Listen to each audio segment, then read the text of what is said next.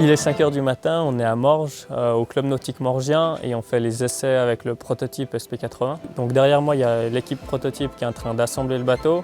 On a exprès conçu ce bateau de manière interchangeable et modulable, qui permet de faire plusieurs essais avec différentes configurations durant la journée. C'est la plus grande.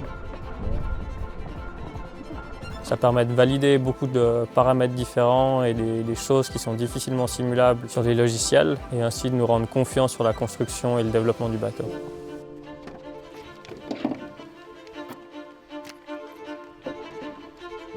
On est parti d'une géométrie et d'un cahier des charges, et en fait on a dû réaliser plusieurs pièces comme le foil, les flotteurs, pas mal de systèmes mécaniques pour articuler ce prototype. Pour ma part, j'ai bossé pas mal sur le foil. C'est vrai que c'est une pièce assez importante parce que c'est une pièce critique qui a des grosses charges, et il fallait être sûr que ça tienne.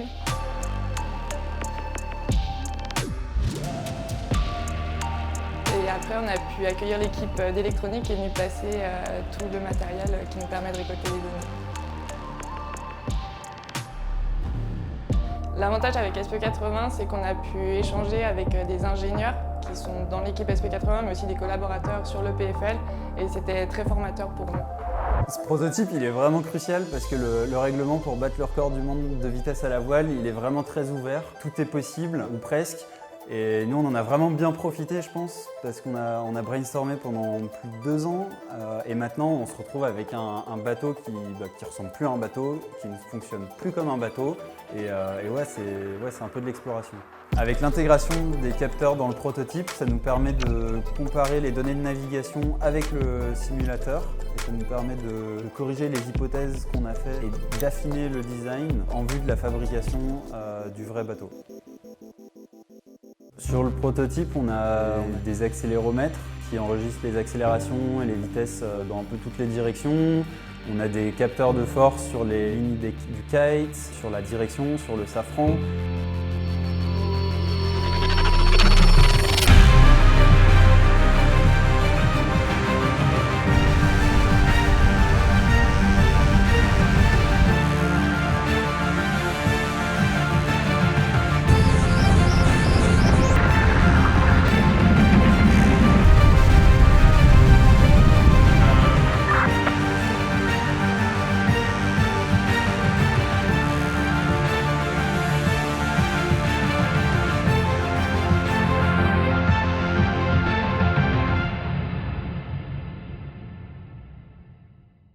En tant que pilote du bateau, c'est vraiment super de pouvoir déjà m'entraîner sur le prototype, avoir un premier aperçu de ce qui m'attend.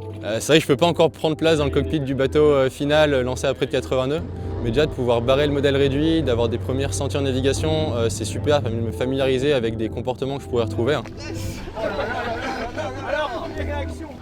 D'ailleurs, au fil des essais, avec toute l'équipe, la compréhension et la maîtrise du bateau ne fait qu'augmenter, notamment dans les phases de transition qui sont vraiment difficiles à prévoir avec le simulateur. Et pour ça, d'analyser après les sessions mes ressentis de navigation avec toute l'équipe, ça nous permet d'adapter certains choix de design pour rendre le bateau soit plus tolérant, soit plus manœuvrable dans certaines conditions.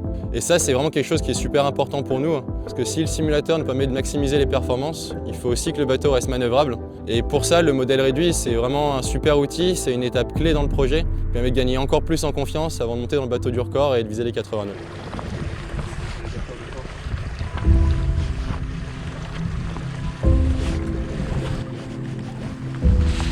Donc en plus des intérêts techniques, la réalisation de ce prototype est vraiment une étape très importante pour le projet. Pour l'équipe, ça a permis d'avoir un objectif concret à court terme, et ça a vraiment permis aussi de garder la cohésion et la motivation de l'équipe au maximum, qui est super important pour la suite.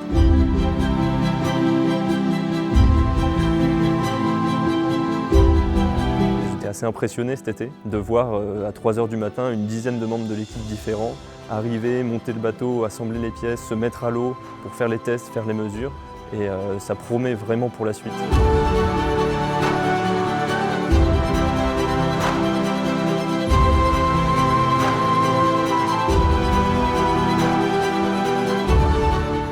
Après cette campagne de test, le but c'est de préparer la mise en chantier du bateau qui aura lieu au printemps 2021. L'objectif final, il reste inchangé, c'est mise à l'eau du bateau fin 2021 et le record du monde de vitesse à la voile en 2022.